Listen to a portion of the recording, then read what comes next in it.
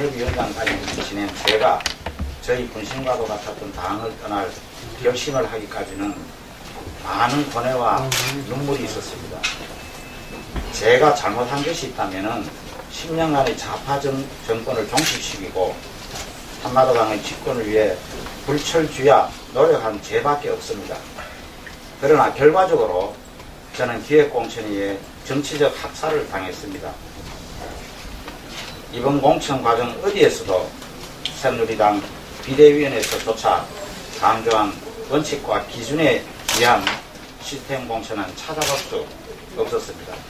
새누리당 후보 선출을 위해 실시한 여론조사에서 시민 여러분들이 저에게 많은 성원과 지지를 보내주신 덕분에 제가 5명의 후보 가운데 1위를 할 수 있었습니다.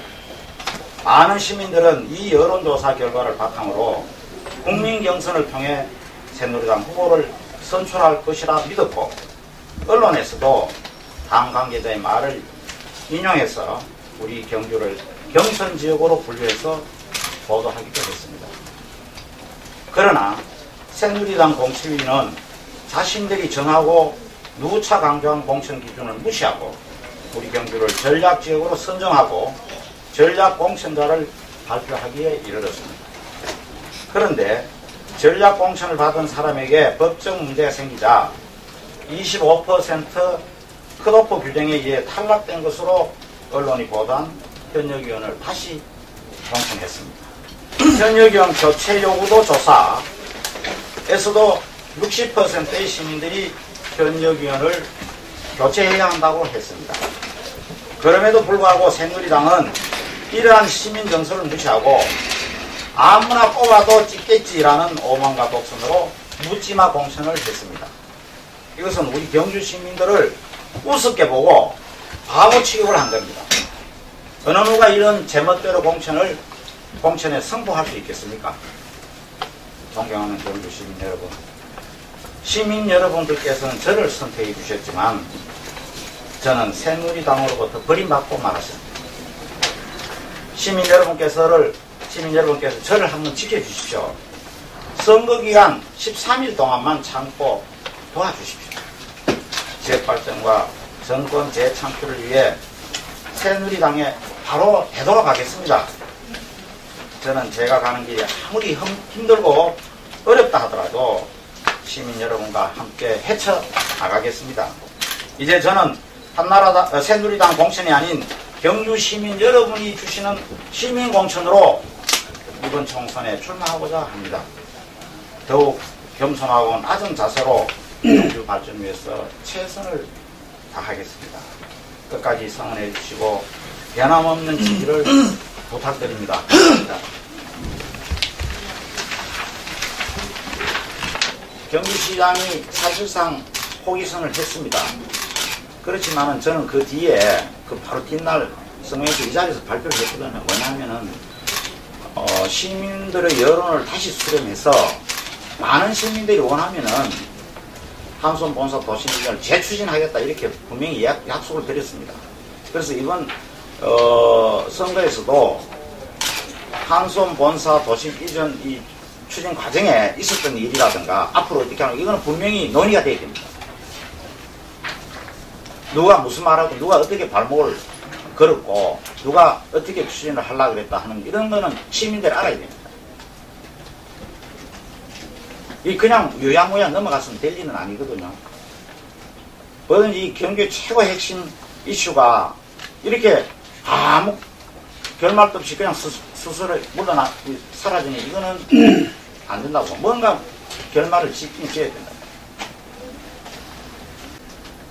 자기가 국회의원 당선되고 난 뒤인 4개월 이후 2009년 8월 30일로 기억이 되는데요. 그 날짜로 사자 업무 협약서를 만들었잖아요. 백상승 시장, 정수원 국회의원, 김종신 한손 사장, 최병중 시의회 의장 4명이 한손 본사는 양북 장항리로 가는 걸 확인한다 도장을 찍었어요. 거기에서 지금까지 추진하고 있는 겁니다. 그래서 거기서부터 정수영 의원은 자기가 거기 도장을 찍고 확인을 해줬기 때문에 그 입장을 그대로 고수하는 거죠. 그러니까 경주시장이 취임하고 난 뒤에 한손 본사를 도심으로 이전하고 하니까 정식으로 발목을 걸었잖아요. 그것도 뭐냐면 제가 어느 날 경주시장실에 와서 이 한손 본사 이전 문제를 시장하고 협의를 좀 했습니다. 그걸 어떻게 알았는지 자격이 없는 사람이 밀실에서 왜 이런 큰 문제를 마음대로 논의하느냐 이런 식으로 발목을 걸었거든요. 그것이 언론에 다 보도됐지 않습니까? 그래서 제가 그때 그런 얘기를 했어요. 경주시 한나라당 방협위원장이 어떻게 자격이 없는 사람이냐. 이 문제는 경주의 가장 큰 핵심 이슈인데 어느 시민이라도 시장실에 와서 얘기할 자격이 있다고만. 내가 왜 자격이 없는 사람이냐. 그 다음 경주시장실 왜 밀실이냐. 그런 얘기를 제가 했는데 그래서 한사포 계속 경주시장이라든가 경주시의회에서도 경주시 시장 제안을 가결을 안 했으면 15대 1로 압도적인 다수로 가결해 줬습니다.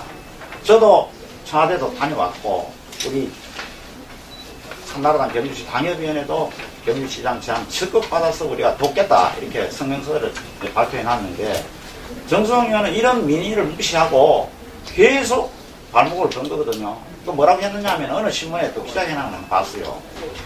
한손 본사를 경주시내 도심으로 이전하는 것은 마치 힘이 있는 어른이 어린애들 밥그릇 빼앗아 먹는 거나 마찬가지다. 이렇게 보도를 기자회견을 해놨는데 내가 그 기사를 아직 갖고 있습니다.